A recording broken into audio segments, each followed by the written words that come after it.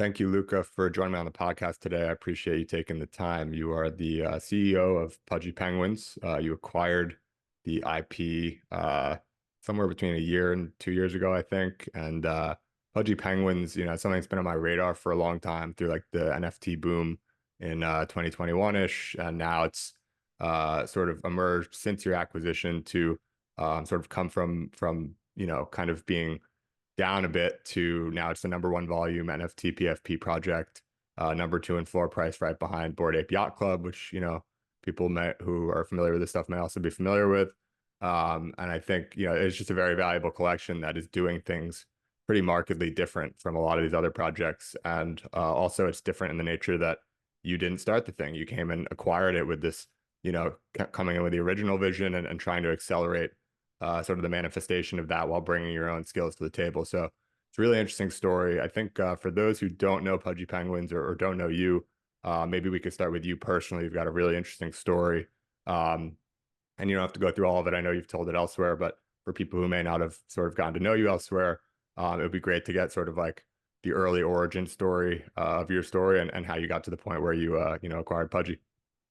Yeah, I think the 60-second TLDR is we were bouncing around guest bedroom to guest bedroom, couch to couch with my mom and my brother for about 10 years. So 14 different places in 10 years is kind of where is all the places that we lived in the time that we lived at. And we did that up until I was about 13. Then we settled down in Los Angeles. When I was 16, I dropped out of high school. I went to Fairfax. The thought process there was I wanted to be a businessman, and I knew I needed to get a business degree, and I knew that I would go into debt to do that. And that seemed like a really counterintuitive decision for somebody who wanted to be a businessman. Also, my mom was Airbnb-ing our house. So our house went from a safe place to a hostel. And I was 16 years old at the time and just got really fed up. So I dropped out.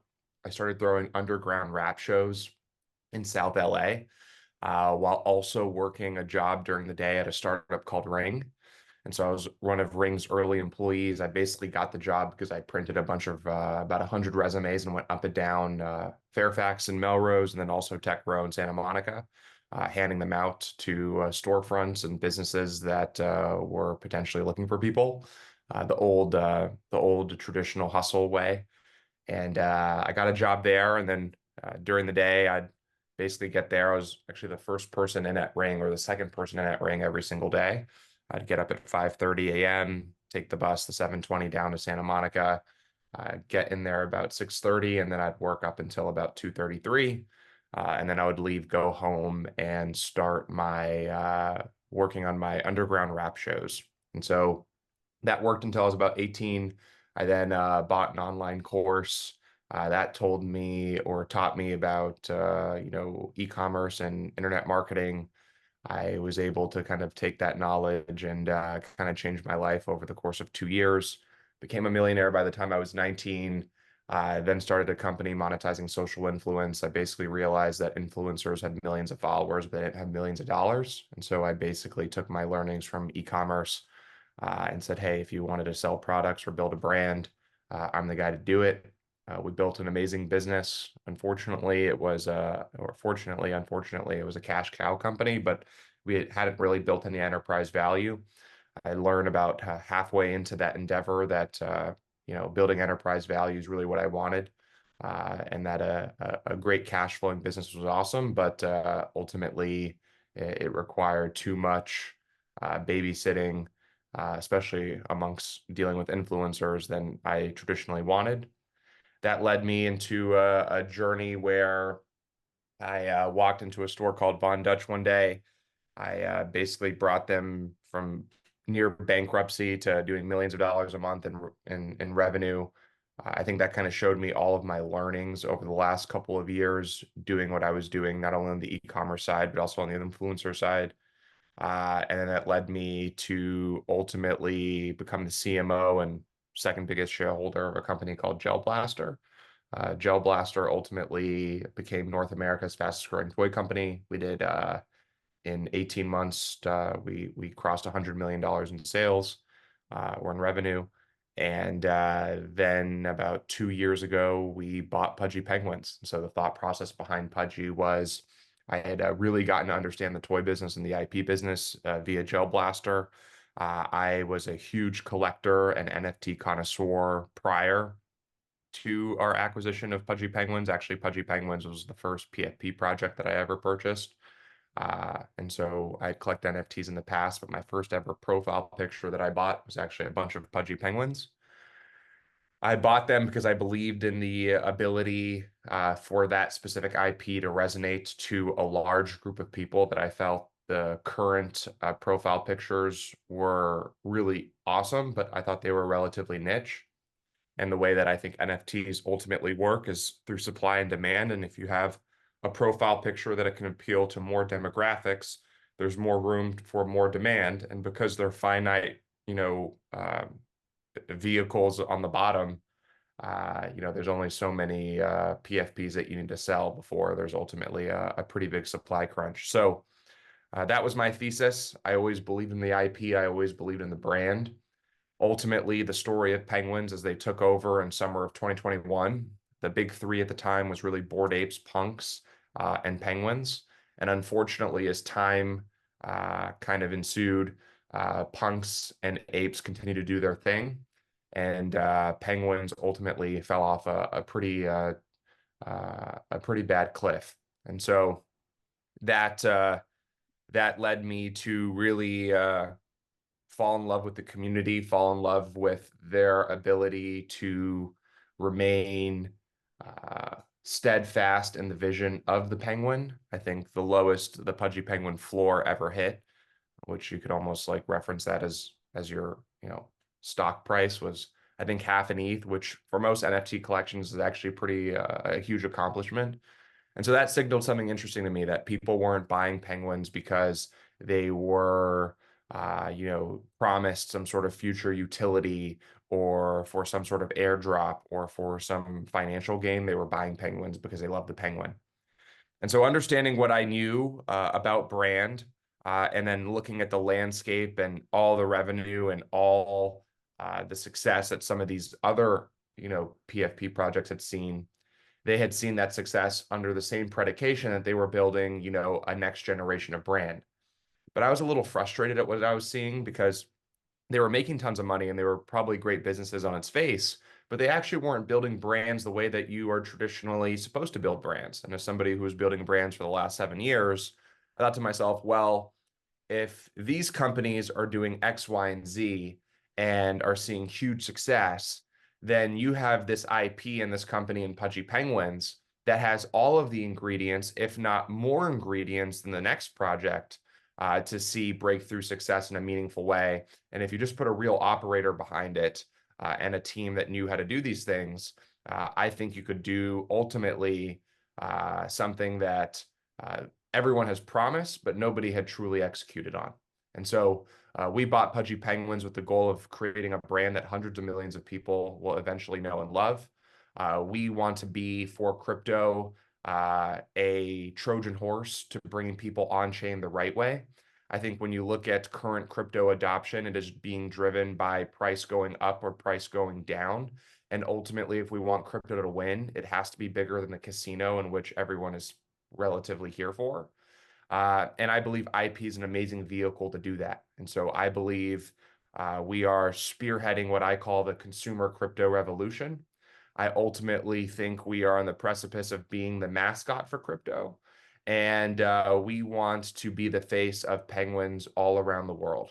And so there's a lot to kind of unpack, but I'll hand it off back to you, as I don't want to monologue on your podcast.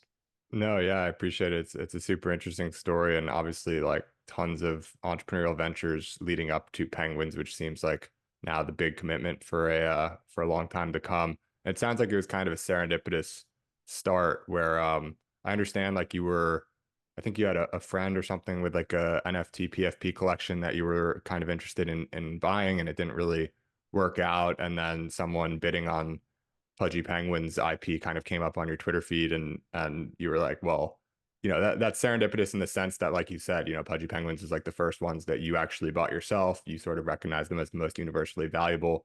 The odds that like that one would become available, and then you would sort of like stumble upon it at the right time and have the means to purchase it. It's like a lot of sort of good things coming together at once. But rewinding a little bit to before that, how did you actually get into crypto in the first place? Was it through NFTs? Was it through like Bitcoin or Ethereum or something like that? Like what was the original thing that caught your interest? Yeah, it was right when I had kind of found financial freedom back in 2017. I kind of got my first big break on our e-commerce, some of my e-commerce businesses, and I just went right into crypto. My brother's a huge computer guy. I'm actually I can show you. I'm mining, so you can see at the top right. I'm There we mining. go. But we actually were mining, so that was a thought process. Instead of actually investing in crypto directly, it seemed a lot more advantageous to invest in the systems that were mining it. So I think we had I think 24 1080 Ti's running in a kitchen. Really made the place super hot. We were mining the wrong thing, something called Digibyte, and I was spot buying a coin called Litecoin at the time. And those were really the two places that I started. And I fundamentally agreed with what I think crypto ultimately solves in its purest form, which is this idea that there shouldn't be any middleman when I'm transacting and exchanging, value. I think that just is glaringly obvious that if I wanted to send, 100 grand to somebody in China, I should be able to do that pretty easily, and they should be able to get it relatively quickly. So if I were to do that today with Ethereum, my Chinese colleague would be able to get that Ethereum within a couple minutes, and that's just obvious. I think it's like almost impossible to refute that that is just the way money should be, uh, should work. I think anyone who would argue the contrary, I'd just be like, well, what dystopian 1984 like mindset are you in? Because if I work hard and I earn X, I should be able to control X with complete freedom. And to be frank, if any of you guys have moved any significant amount of money through the banking system, you realize that there's intermediaries there. I mean, we're even watching today. Today is GME and AMC day. They just keep halting the stocks, and that just doesn't seem that seems rigged. That doesn't seem fair. And so I think what I kind of reference into crypto, and I think some of these other industries that I think crypto's kind of branched off into is this idea of leaning in and building for what I would like to reference as basic human rights, right? Like the basic human right to transact freely, the basic human right to digitally own, the basic human right to see exactly how money is being moved throughout the world, and who's doing what and how they're doing it. And anytime I think you have a basic human right that taps into that nerve, or an industry that leans into a basic human right, I always think you see a huge upside. I think we saw that with social, the basic human right to, connect with people online. You saw that with, phone calls and text messages, the basic human right to, just communicate. I think there's a lot of such situations where you kind of have technology kind of disrupting the archaic system with solving problems that I think lean into basic human rights that I think we just naturally gravitate towards. So the second I heard of crypto, I understood it. I wish I would have had a little more time in hands because I was pretty early. I remember seeing Bitcoin in a couple $100s, and I traded in and out of it. But yeah, that's my start into crypto. Yeah, well, certainly more so the diamond hands when it comes to penguins now for the long run. And it sounds like you've gone from a hot kitchen with the mining to a cold igloo for here on forward. So it's good. Yeah. It's a good switch. But it seems like I'm just sort of like reading into things a little bit. Like I haven't seen you like explicitly talk about this elsewhere or anything, listening to a few podcasts that you've done, but seems like you've kind of built a team over the years, like through these entrepreneurial ventures where like I think you've got like your buddy Peter, who's now like the CCO at Penguins. And you mentioned your brother who's like technical, who helped with like the mining and stuff. How have you gone about like sort of like finding your people like through all of those entrepreneurial ventures over the year, and like finding people who are complementary that you work well with? Like, has that been instrumental in sort of your ability to go from, like selling gold chains to now like this, multi-hundred-million-dollar IP? Yeah, I think the one thing that I really pride myself on is consciousness. And so what I mean by that is I learned really early on when I was a teenager that I would tell myself these things that were ultimately lies, and I started to believe them. And this was a really big problem that actually, if I didn't realize early on, I think I definitely wouldn't be here. Like Uh, what roughly would that be? Like what's a lie? like the idea that and the terminology is like a little ghetto, but that's just kind of was a little bit of my background. But the idea that like we at 15 years old or 16 years old, we would ditch school to go make moves, Right, right? We'd be right. like, let's go make moves. We'd really just be in a music studio smoking weed, nothing, right? And so this idea that I was ditching school to make moves was ultimately a lie that I was telling myself, when in reality I wasn't doing anything productive. And so what I started to train myself on early on was like living in my reality, living in my truth. And this is really important because if you don't understand your reality and your situation, you can't really problem solve for things that ultimately need to be solved. And so this kind of correlates into the question about the team because I have a deep understanding as to what I'm good at and what I'm not. Right. And every business that I've done, I've always supplemented and had partners as a part of that business. I've never been the 100% owner of anything, nor do I want to be. And probably my ego, if I continued to lie to myself, would have probably prevented me from this type of structure. But this idea of working smarter, not harder, and putting the necessary pieces within the org to accomplish, said goal, I think is incredibly important. I mean, you are only as strong as your weakest link on your team. And, like you said, over the last couple of years, we've been really working hard, or I've been really working hard filtering out, I think, the best people that I've been able to work with over the last 5, 6 years. And I think what you're kind of seeing here at Pudgy is the culmination of that. It's some of the most talented individuals that I've been able to meet and work with. And I very much knew that when buying Pudgy, I had to assemble a super team, and if not, we'd be screwed. And so, not only did I put $2.5 million on the line, and they actually contributed to the purchase price as well. So we're all financially aligned and invested in this business. But I really put my reputation on the line because one thing that I do, and I'm pretty infamous for, is when I do something big like this, I really put all my weight behind it. And to give you an example, when I joined Von Dutch, I told the world, I was in an interview with my friend Scott, and I said, I'm gonna, Von Dutch is gonna be the biggest clothing brand in the world. And in 2020, you could probably argue it was up there. It was definitely one of the hottest, if not the hottest streetwear brand of the year. And then when Gel Blaster happened, I said the same thing. I said we're gonna build the biggest toy brand in the world, and quite literally we did in the amount of time that we did it. And when we bought Pudgy Penguins, the same principle was said. I told the world that we were going to win the NFT race. It was completely up to be won at this time. That looked like the most craziest thing that anybody ever said because there was conglomerates with $1 billion in cash and everything going for them. But I was confident in our ability, and I was confident in being able to give the market what it wanted. And so very much the idea of winning and being able to execute and support that, I think was really important. And really early on understanding that I know where I'm strong and I know where I'm weak. And I also know what drives me and what gets me up in the morning, which is financial incentive. And so, obviously I think you can hire people that can fulfill and fill those gaps. But I take a different approach. I've got multiple partners in Pudgy Penguins. We've had multiple partners in Gel Blaster. We had multiple partners in all of the ventures that I kind of, went over here over the last, 30 minutes. And so this is kind of how I build businesses. It's found a really good cadence. And so we have Peter, who's probably my longest lasting friend here. I've known Peter since I was about 13. I'm marketing, he's creative, and so they're really symbiotic.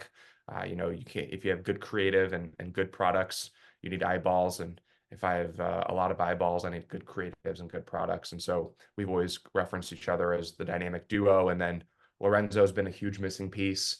Lorenzo was our CTO. He's now our president, an incredibly bright technical mind, but probably an even brighter people person. And so, and obviously Vedant, Jennifer, the team's pretty big now. I think we're about 60, but that core unit, we wouldn't be here without them. Right. And so obviously, you put a lot on the line, like you said, both financially, reputationally, and just your investment of time. Like you were working on a pretty good thing with Gel Blasters, like you said, fastest growing toy company in America. At the time, you were CMO with a large ownership stake. Stepping away from that, going all in on Pudgy. I think you mentioned it, the all-time low maybe for the floor was around half an ETH. I think when you acquired it, it was like maybe not quite point 0.5 ETH, but like somewhere around that, like less than an ETH, I think. And then and at the time previously, like from the previous hype cycle or whatever, it was I think their top like their all-time high for the floor was like somewhere around 4 ETH. And now it's sitting around like 12, and it's been higher than that, obviously, in the time that you've been in charge as well. And I know you came in with like a number of focus. First of all, like let's just get things organized. Let's get all of our social handles and everything like that. Let's get everything sort of so that we can operate an efficient business, basically, an effective business.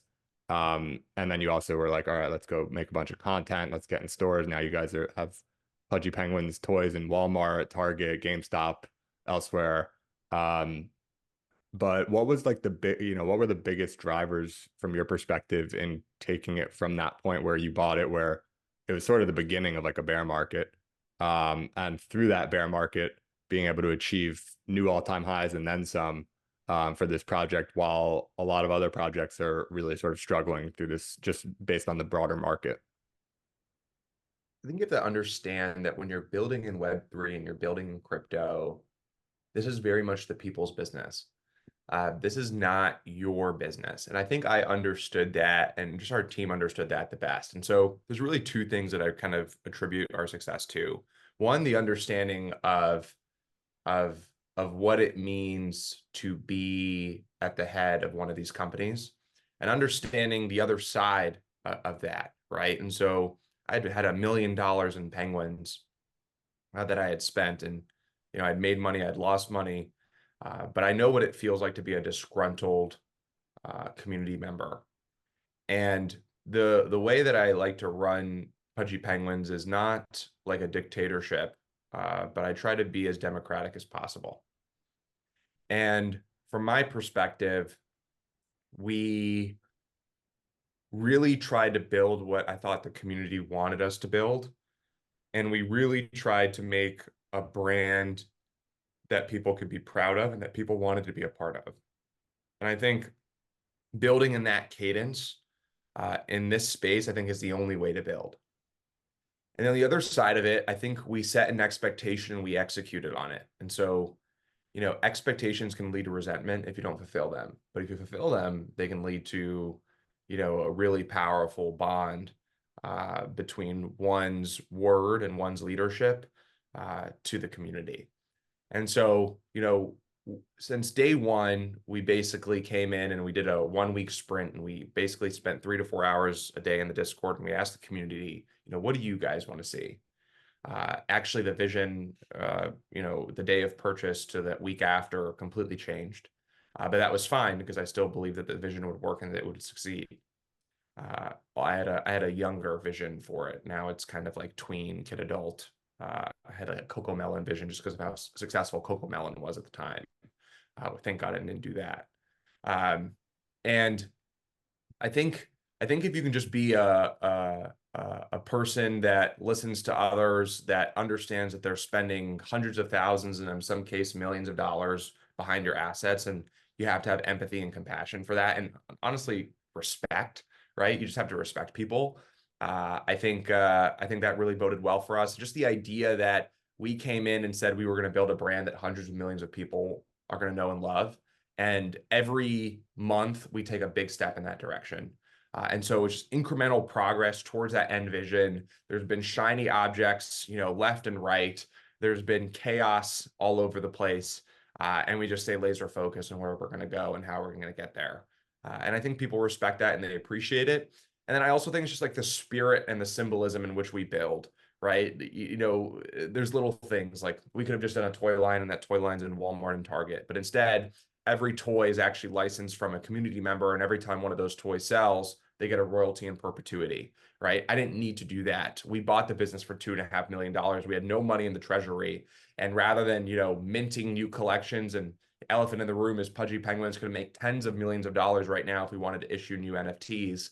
but we decide not to do that because we want to do this the right way, and we want to build for the long term. And I think people just see that. People can see through the BS and see through the fluff. I think a lot of founders can sometimes mistaken their community as being gullible. And what I actually didn't realize, and I'm actually super thankful of this experience, uh, is I took such a in all my previous companies, I looked at community as like the last thing. And today, I actually think community is the first thing. And if you look at all of the, huge businesses that have built, incredible enterprise value and cult followings, it's really been because of the community they've been able to build. And so community adds a stickiness and a retention to the lifetime value, and a chain reaction of word of mouth marketing, which is the most powerful marketing that I think is not to be underestimated. So just leaning into, trying to build this business with the people, for the people, not for me or for the team. And as well as setting an expectation and fulfilling that expectation is probably a huge reason as to why we're here today.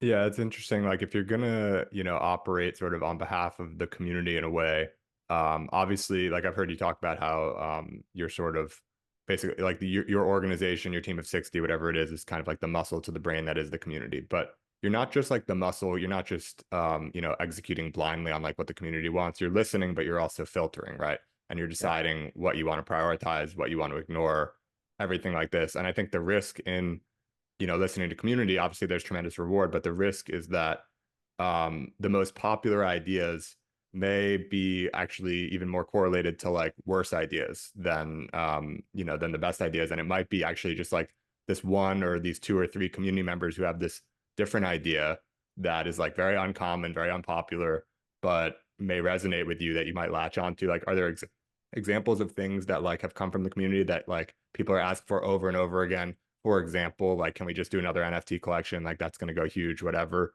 that you've found yourself having to ignore with sort of the confidence of your own logic and strategy versus others that maybe came from like one community member where you're like, man, that's like a great idea. And we're going to run with that. Yeah, so Pudgy toys, which are, pretty much distributed all over the world at this point, they're actually a little bit of a Trojan horse mechanism. So every toy comes with a QR code. That QR code brings you into Pudgy World. You put an email and a password. You're given a custody wallet, and then you're redeeming 3 to 5 traits that you can put on your soul-bound penguin that are NFTs, all through a gasless and free experience. All you have to do is purchase, the $5, $10 toy. And that was an idea that was actually given to us by a community member on an Inner Igloo, which is like our bi-weekly sync ups with the community. And that story changed a ton of what we were doing. And honestly changed some of the thinking behind the brand. Before that, we weren't looking at IP as a way to distribute and to onboard people on chain. And so quite literally, when I sell 1 million toys, I now have hundreds of thousands of people who are collecting their first NFTs and making their first crypto wallet. And so that kind of just rephrased our thinking a little bit, which is like, what can penguins really be outside of all the things that we've probably talked about on this call? Was it could also be a distribution channel for bringing people on chain directly, which I thought was pretty fascinating. So that's just an example of an idea that we came up with the community together, and somebody brought this to the table, and that kind of just helped shape the trajectory of this business. On the other side of it, we had, Penguin, we had a meme coin craze recently, and, probably could have launched a meme coin that could have been worth, at a minimum, a couple $100 million, at a maximum in the billions. Could have probably made a ton of people a lot of money, but ultimately would have created a huge liability that would have ended the business, right? So obviously, the filter is probably the most important part in this equation. At the end of the day, you still have to listen to almost everything that comes your way. But filtering what makes sense and what's a priority is definitely something that is really, really important. And I think this I'm not sure what to call it, but like a reservation around anything to do with a quick buck, whether it's launching a meme coin or another NFT collection or whatever it is, and sort of keeping those bullets in the chamber for the appropriate time and having a focus on like a huge focus on timing as it relates to supply and demand and waiting until everyone is, barging at the doors to get even not just Pudgy Penguins, but like Lil Penguins, which or Lil Pudgies, which is like your guys' sort of like second NFT collection, and really like erring on the side of waiting too long to do almost anything that's going to make money in like these big, digital first ways and prioritizing the brand and increasing demand as much as possible. It seems like that is a step off the beaten path relative to a lot of other people building in the space, especially with like NFTs, especially NFT PFPs. Um, Separately from that, I'm curious, another thing that's sort of different is like I sort of alluded to earlier or might have mentioned explicitly, like obviously we talked about the acquisition. You didn't found this thing, you didn't start this thing. There was an initial vision and an initial community that you sort of came in on top of and are in charge of sort of guiding forward from there. What do you think are the advantages versus disadvantages of not being the founder of the project? I think it gives you all the advantages and none of the disadvantages. If I'm being frank, at the end of the day, I've got just as much to lose as the next guy. I think now that the price has gotten so big, there's probably, or has gone so high, there's probably now a couple people that have more to lose financially than me. But if you factor in like my opportunity costs and my time, I just started getting paid a salary like a couple months ago or 6 months ago. Before that, I think if you still were to add it all up together, I've got just as much to lose as the next guy. And that's a dynamic that I think no other NFT founder has. All of them are in the money and they all can go and go on vacation and never come back if they so choose, because some of them have made an incredible amount of money. And that's just not the position. And I actually am really thankful that's not our position because part of that you almost can't blame because of human nature, right? There's just something about being comfortable and having the money that doesn't give you the push to go further. And that is not like I'm a competitor, so I don't necessarily think I will have the same problem because I'm just obsessed with winning and that's what drives me. But if you don't have that competitive bone, which most people don't, having that type of money uh, definitely breeds complacency and or makes you comfortable, and comfortable breeds complacency. So I think from that perspective, we're definitely uncomfortable, and I think that has been a huge reason why we've seen the success that we've seen. And probably the other hard part about just owning any crypto company is the mental toughness. I think you'll never find an industry that requires more mental toughness than crypto because you're almost like a publicly traded startup. And so you have all the cons of being a startup and all of the cons of being a publicly traded business. And if people lose enough money, they will become bullies. And in this case, being in a position where you are just as financially aligned as the next person puts you in a position where you can't really say much to me if things go down because I'm feeling the pain a lot more than you probably are. And that also, creates moments. I remember days where, the NFT is down 30% and I'm not just like ignoring it. I'm in the war room, get into battle because like that just can't happen because there's just too much at stake. So I think it's actually probably one of maybe two or three of the biggest advantages that I think we have is just being in that position. What can you really say? And in moments where things have gotten tough, the community I think has had that mutual respect. And I haven't been put in a situation where I've been clinically bullied, like maybe some of these other founders, probably for other reasons as well. But at the end of the day, people know where we stand and where we are in the boat.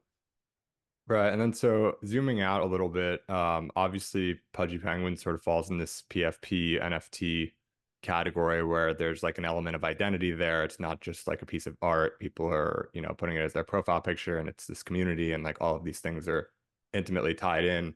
I know you have some pretty, I would say, original thinking around what NFTs really like sort of are all about, like within but also beyond the PFP category. And then even within PFPs, there's sort of different, there's kind of like fundamentally different things. Like, CryptoPunks isn't really trying to like execute on some vision. It's just they were first, they're deemed valuable. And in a similar way to Bitcoin, if you sort of take the, cryptocurrency analogy, it's like the Bitcoin of NFTs in a sense. So how do you view do you view different like sort of categories like that within the PFP space, or is it just really the two? It's like CryptoPunks and then like kind of everything else, or and then outside of PFPs, what's interesting to you within the world of NFTs?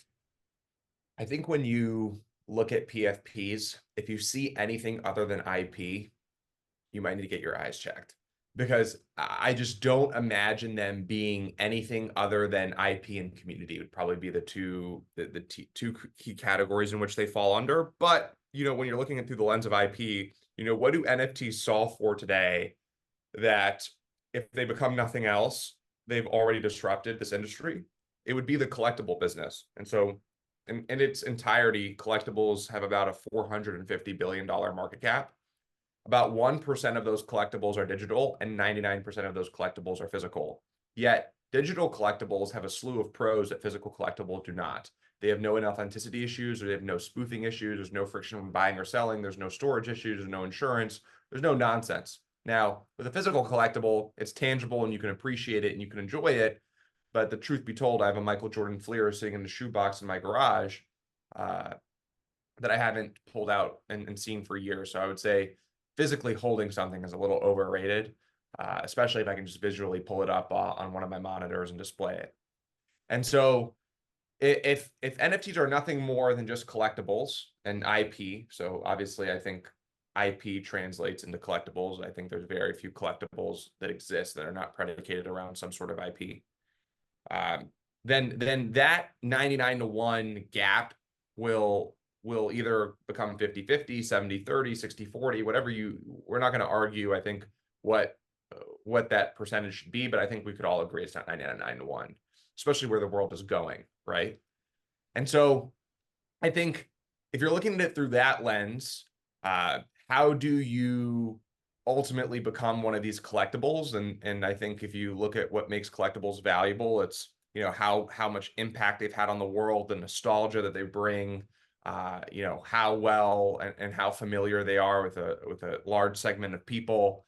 And I think, that's enough of a market cap to disrupt that. If you can, control 1, 2, 3, 4, 5% of that, you're a 20, 30, 40, $50 billion business. And that is not if, that is when. That is unequivocally, unarguably, in my opinion, going to shrink to at least 50-50, over the course of the next 10, 15, 20 years. And all you have to do really in that sense is build a long game. And so you'll kind of see a lot of our thought process behind Pudgy is how do you optimize for long-term success and don't compromise the integrity of the business for short-term gratification. Because there'll be a day where you won't be able to make IP fast enough to fulfill the demand of people wanting to digitally collect online. You just won't. It's too sticky. It's too fun. The dopamine is too great. You can buy a sports card and you can flip it, but there's still so much friction. There's so much fees. And in NFT land, if you remember that mania, it's just a uncomparable, unbeatable consumer experience, truly. And so from that perspective, I think that is ultimately how I look at these things today, specifically PFPs. It's IP and its community. Obviously, punks have a great narrative, but I don't know how long that narrative can stick. I think really the narrative that punks have above all else is, I think it's just a Chad group of community members. But I think over time they're becoming more and more complacent, and I think betting on execution is the only bet worth making. I think betting on anything else is a fool's errand, and at the end of the day, execution has ultimately yielded the highest rewards for anybody who bet on the right operator and the right group executing. So what else do I like in NFT land? I like NFTs being able to authenticate AI. I like NFTs as collectibles. I like NFTs as art pieces. It'll probably be my three preferences right now. Right. And well, so I want to ask a little more about that, but before we get there, are there any projects from like physical collectibles that you look at that have elements? Obviously, you're building something different in that it's going to be digital first and digital long run, even though you're going physical in the near term to some degree. But like I think you mentioned like Pokemon is like sort of an example that is maybe roughly analogous. Like what about existing collectibles that have achieved great success is interesting to you, and what needs to sort of fundamentally change for, you know, NFT land? Yeah, I think obviously Pokemon's a great one. I think Hello Kitty is an underestimated one. Obviously, more targeted towards women. I think you have a couple that are probably a little less familiar, but obviously you have TCG with Magic the Gathering and others. Uh, what I think needs to happen for the NFT space, I think, is kind of what's beginning to happen, which is people just need to start building for that end goal and executing towards it. So the beauty about the NFT space today that makes me incredibly bullish is teams are executing at the highest level that they've ever executed at. Obviously, I think Pudgy Penguins is leading the charge, but I think Bored Apes are doing a great job. I think Azuki's doing a great job. I think Doodles is doing a great job. NFT land has never seen top tier execution, and it's starting to see top tier execution. And usually price is a lagging indicator. So obviously, I don't think price is going to reflect for, a couple of months. But ultimately, I think it will catch up because the things that are happening in NFT land, I think, are bar none to, I think, of a majority of things that are happening just in crypto in general. And they're playing a really interesting and important and pivotal role in ultimately the mass adoption of just blockchain around the world.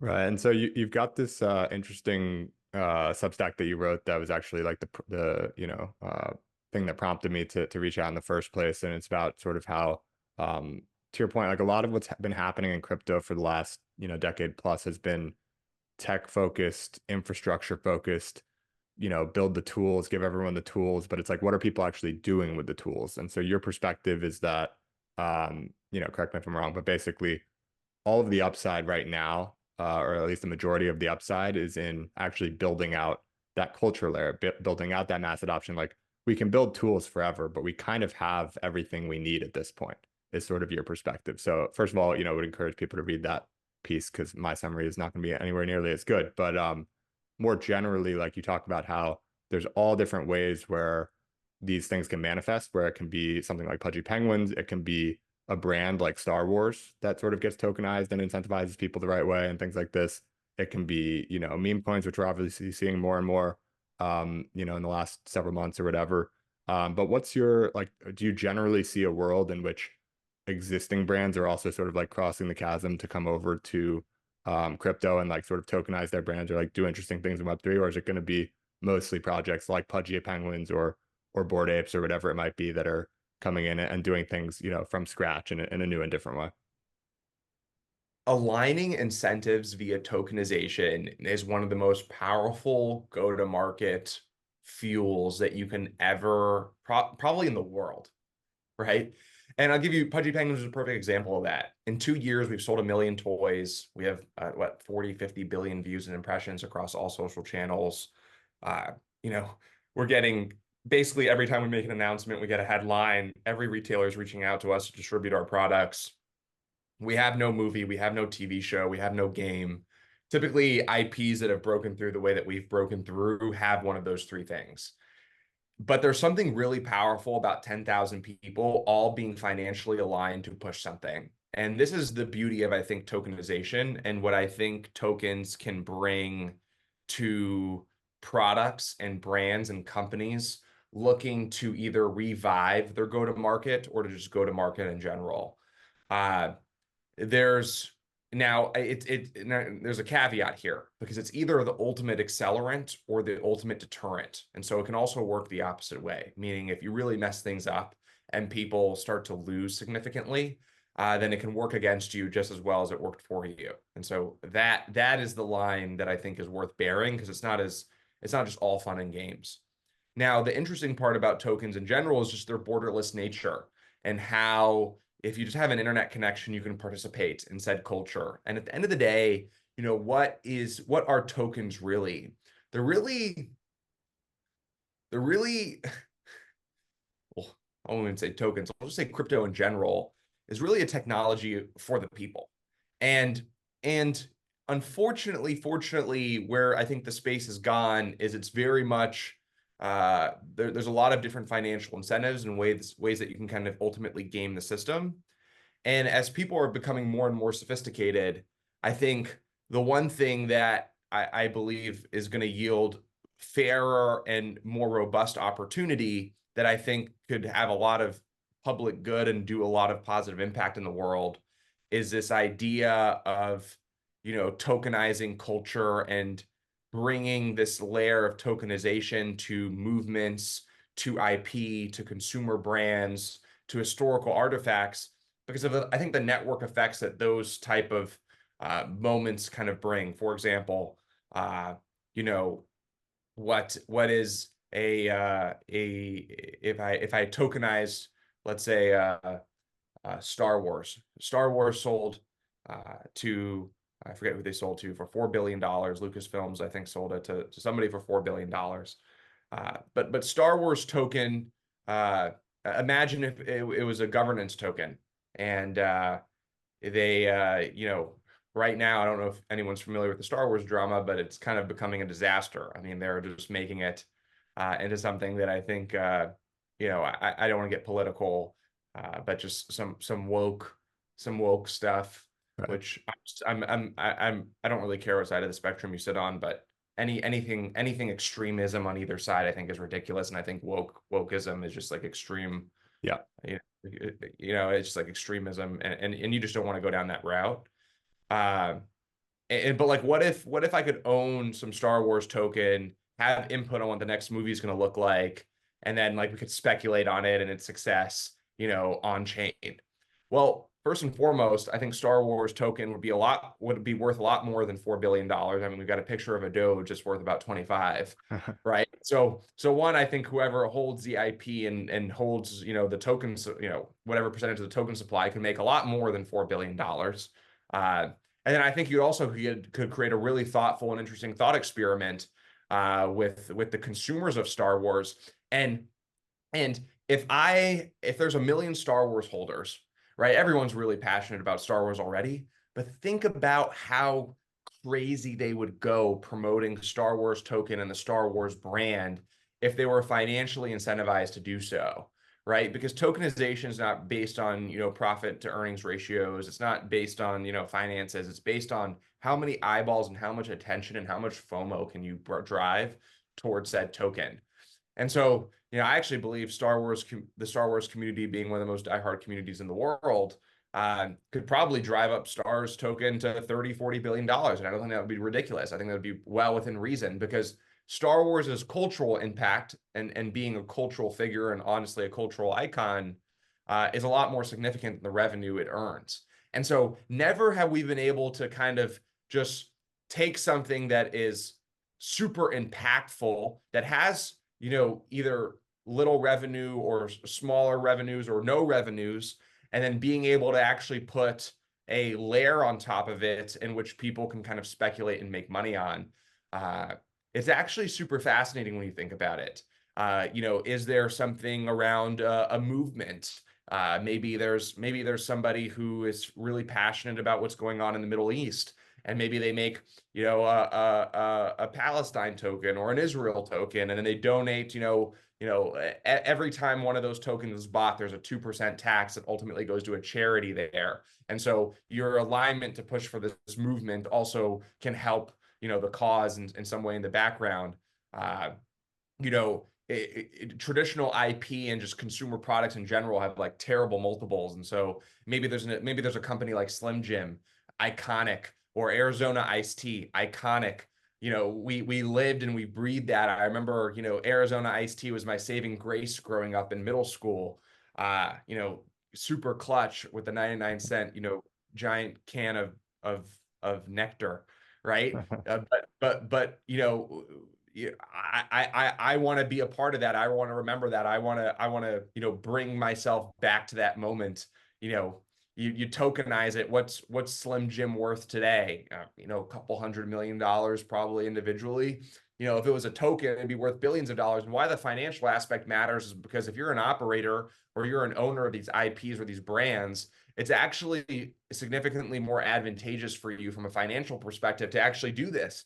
That's the key kicker in all of this. This is not like a liability. It could be, but I actually think the financial upside is significantly greater than whatever you're currently doing. Meaning, if I wanted to sell Slim Jim, I'd go through a rigorous 12-month process of nonsense when I could probably tokenize it, retain 100% of the equity, have a liquidity event on the token, and then maybe have another liquidity event on the equity. Telegram's a perfect example of this. Telegram token's about a $30 billion token a day. They own all the equity. They tokenized it. It now is a $30 billion token, but now they also hold the equity, so they could sell the equity if they wanted to. Right. And so they added a blockchain layer, obviously, to the app. But I think this is ultimately, capitalism breeds innovation and people just go where the money goes. And if you're a business owner, with something that is culturally significant, you're just going to make more money doing this than you would not doing this. And so that lever on the owner side, with if you have something that is culturally significant on the consumer side, the consumers will eat it up because that's the narrative, and they just will. There's very few things to purchase, in this world of crypto that I think have any real tangible meaning to it. And I think this is where Pandora's box is going to open in a super meaningful way.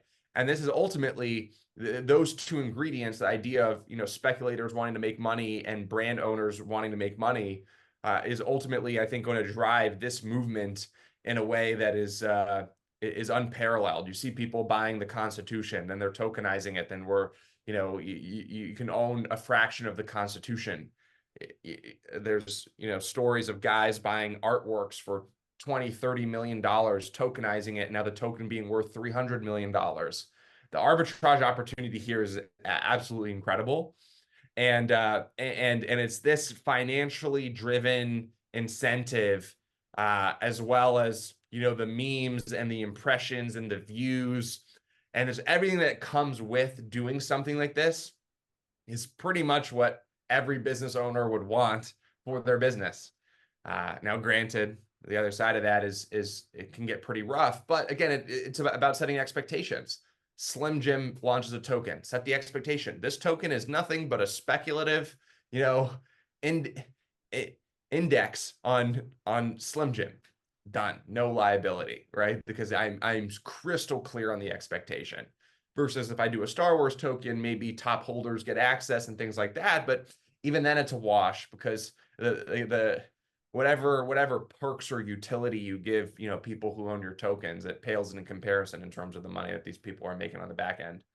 So I just think this is where it's going. If you notice, just crypto in general it's the backbone of memes. These guys are just so hilarious and funny. They're just sitting on the computer all day, coming up with this shit, that I think it's ultimately where I think is going to be a huge driver for consumer adoption, because these brands are also going to bring their audience in, right? And people are going to be like, what? Slim Jim token? Let me go buy some Slim Jim. Or, that's obviously probably a poor example, but Star Wars or any of these premier IPs.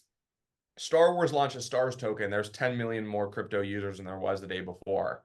If they really officially announce it and back it full force, you just got another 5 to 10 million wallets on chain, and then that cascading effect could be absolutely huge. Yeah, well, it's a super interesting perspective. I've got like a million questions, but I know we're up on time, so I appreciate you taking the time and sharing your perspective on all these things, and really look forward to seeing what you do with Pudgy Penguins. And I don't know, it's you've been involved with like so many different businesses in such a short time. I wonder if you're gonna start dabbling with some of these other things. Obviously, full focus on Pudgy, but like maybe there's ways to sort of integrate these things in some way. And I'm just excited to see where it all goes for you and for Pudgy, and of course the community behind it. So thanks again for taking the time. It's been a pleasure. I appreciate you, and Pudgy's the one. We're laser focused on this one, at least until we win it. Awesome. All right. Thank you, Luca. Later, Jake. Have a good one. Bye bye.